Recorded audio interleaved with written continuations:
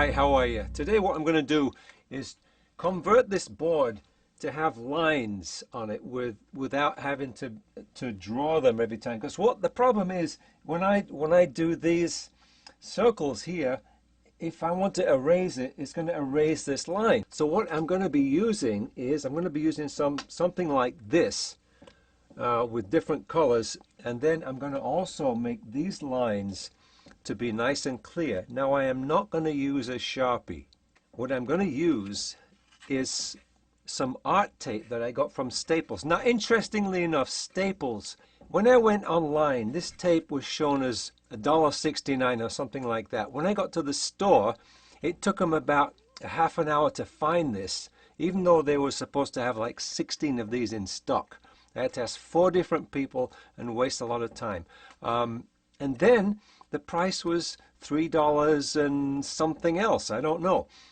But anyway, they jacked the price up on me, and then if you go online, actually you can find this stuff a lot cheaper. And I'm going to be putting a link. If you're interested in doing this to your own board, then you can use this tape. Now this is 1/8 of an inch thick, and it's black art tape.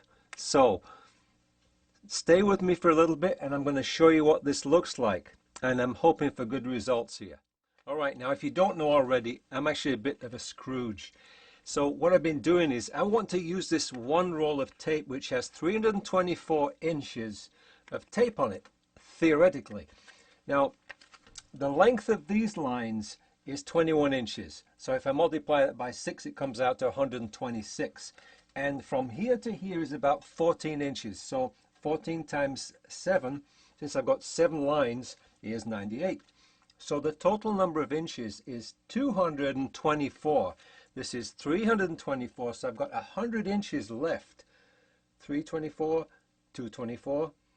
Now that 100 inches, if I divide that, oh my goodness, if I divide that by, I just realized I made an error, because what I want to do with the leftover is I want to do a 5-line staff across the top of this board. So if I go 5, let me use my thing here, 5 into 100, so 5 goes into 10 2 times, right? So that's 20 inches. So I can get 20 inches, which is actually not bad, not bad. Now if I do make this a little bit shorter, I've got six lines there. If I make that an inch shorter, if I can manage that, then actually I can squeeze another inch or so out of this.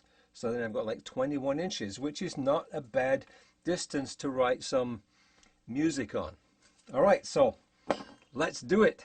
So what I'm going to do now is prepare the board so I can put this tape on. I'm using some mineral spirits, and I'm going to erase everything that's on it. I'm going to start the lines right there, 3 inches apart, and then 2 3/4 inches wide. So I'm going to erase that stuff right now.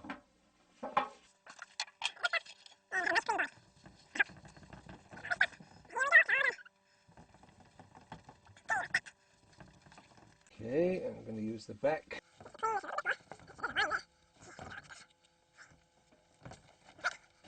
One more piece of dry paper.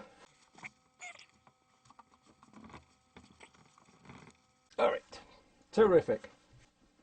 So the next step, what I'm going to do is I'm going to draw the places where I want the lines to start.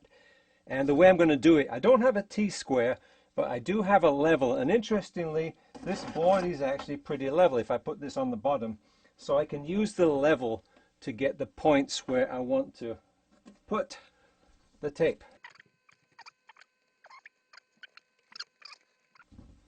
Next step, I'm going to measure down 3 inches. And then I'm going to measure across the bottom here. Level this up.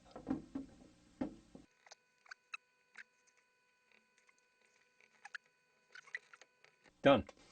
So I already took this out the packet, and I'm going to figure out how this little roll of tape I can use without wasting a single inch, because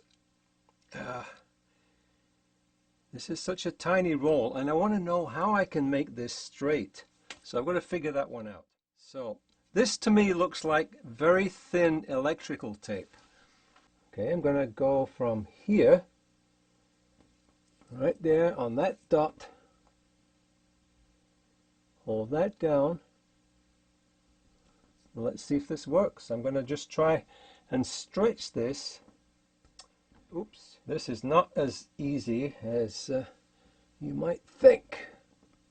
Okay, hold that one there. Let's get a finger on that one. And then, without stretching this too much, because I think if I stretch this too much, just like electrical tape, it's not going to stick. It's going to want to try and contract, and then you find out the stuff doesn't really stick. If I do this down to there, I'm going to just try and hold it and then go and touch it right on that dot there. That's it. First line. Now I want some scissors. That's the first line.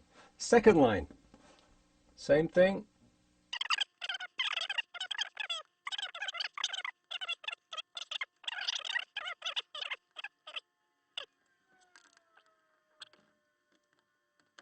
Okay, and the last vertical line.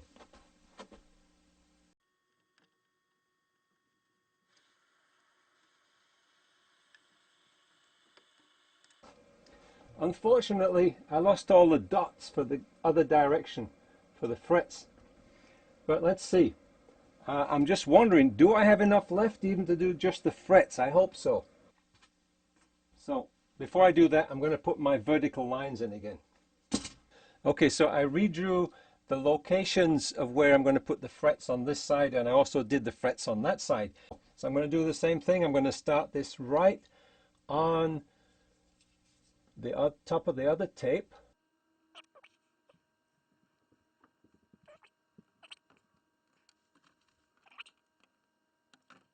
There we go. And all the rest of them.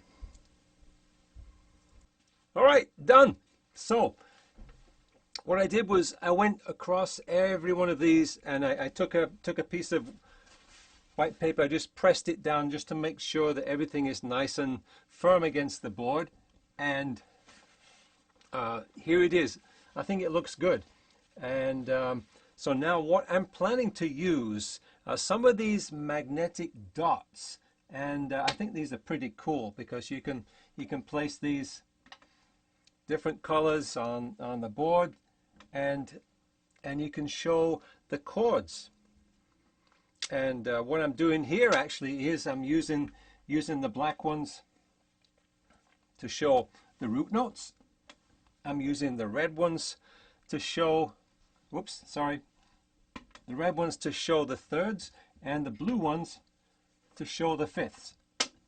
So this is something I'm going to be using in an upcoming course, and that's the reason that I did this, because I'm going to be doing a lot of chord work on this display. Now, here's the thing. If you're interested in these dots, these are small ones, but I really wanted to get some bigger ones, because on a video camera, or also in, if you're actually lecturing to a group of people, it's easier if you got bigger dots there. But the thing is, these big ones, the magnets are bare, and I'm afraid that this is going to scratch and it's going to damage the tape.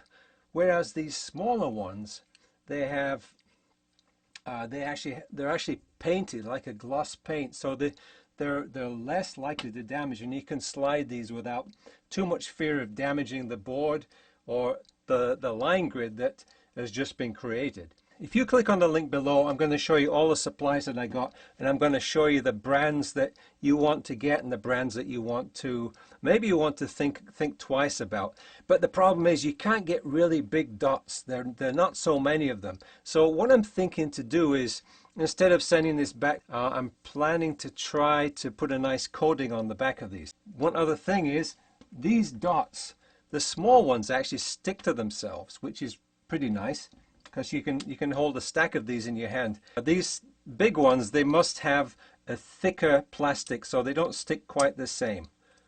And actually the polarity, I'm not sure if the polarities are actually matching in these, but I'm going to try a few of them like that.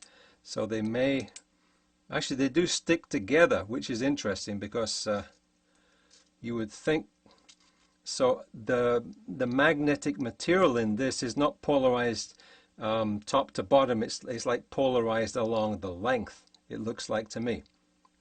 Whereas these, just as a matter of interest, let's see, these ones you can feel the resistance. So anyway, click on the link below and you'll be able to see those, the ones that I got, the big ones and the small ones. And also I'm going to put some links to some tape that's cheaper than Staples, although this, I've got to say, is pretty decent. So for this video, that's about it. I think I've accomplished what I wanted to accomplish. I was worried that I was going to run out of tape, but actually there's a little bit left. If you're going to do this kind of a project, I wish you the best of luck, and as always, stay tuned, and I look forward to seeing you soon.